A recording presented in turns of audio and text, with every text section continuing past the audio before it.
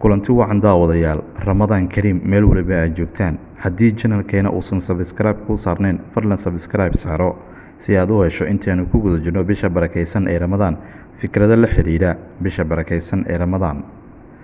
maanta waxaan kuu soo bandhigi doonaa fikrado kaa caawinaya jikada bisha barakaysan ee ramadaan. warbixinteenu waxa ay ku bilaabanaysaa sida tan: dumar badan wuxuu kaga dhammaadaa waqtigooda jikada bishii cibaadada waxay isku beddeshaa bishii cuntada, bal waxaa dhaca inay ka mashquusho cibaadada oo bisha oo dhan howl kalaha aysan yeelan aan ka ahayn jikada iyo cuntada. haddaba afkaar ayaan ku siinaynaa walaashayda muslimka ah si ay waqti badan kaaga qaadan jikadu. waxaan rabnaa bisha qur-aanka iyo soonka iyo toobada dembi dhaafka inaan ka faa'iidaysanno oo aynu jikada u noqono aysan u noqon hamigeeni. iga guddoon afkaartan soo socota. 1. soo iibso cajalado diini ah si aad u dhegaysatid markaad cuntada karinaysid, si aad cilmi u korarsatid bisha ramadaan adoo cunto karinaya. waxaa muhiim ah inaad ku bilowdo xagga cunto kariska. cuntada inta ay dabka ay kuu saaran tahay sii samayso cuntada kale sida ansalaatada iyo biyaha inaad tallaagada sii gelisid ama timirta sii diyaarisid iyo shaaxa. taas waa tusaale. haddaad tahay qof meel aada subaxdii sida iskuul ama shaqo ama jaamacad, habeenkii sii diyaarso hawsha afurka sida inaad baradhada sii jarjaratid ama waxa ka mid ah cuntada sii samaysid ama qudaarta sii jarjaratid. cuntada adigoo karinaya haddii wax ay kaa wasaqoobaan hore u sii dhaq si aysan dhaqidda aysan kuugu badan.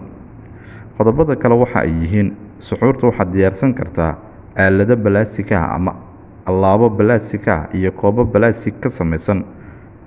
waa inaad dadka aad ku siisaa si aysan alaabta dhaqiddeedii kugu badan haddii ay hawsha weeldhaqiddu ay aad ay kugu badan tahay.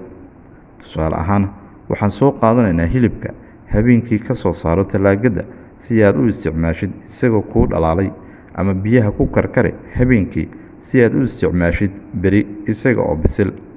maalintii sii saaro miiska timirta iyo koobabka iyo weelka iyo wixii la mid ah. ha sugin inta laga gaarayo ama ay ka soo dhowaanayso xilliga afurka si aad u dhigtid. ciyaal aan soomanayn haddii ay guriga ay kuu joogaan, wax fudud adoon isku kalifin si oo ugu talagal ama afurka wixii soo hara ayaa loo dhigaa si loo siiyo xilliga qadada ama xilliga quraacda.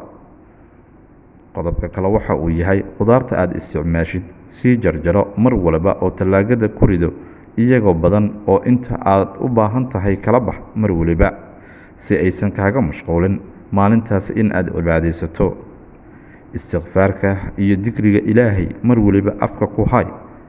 ciyaal hadday kula joogaan ku shaqayso oo u dirso howlaha yaryar sida in ay miiska wax ay kuu saaraan, wax ay kuu dhaqaan ama ay kuu diraan iyo wixii la mid ah.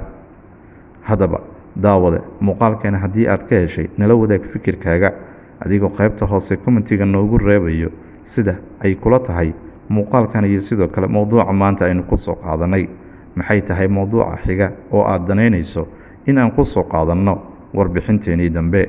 aad ayaad u mahadsan tahay. fadlan ha naga iloobin inaad janaalka nagula soo biirto, subscribe-na ay saarto. ramadaan kariim.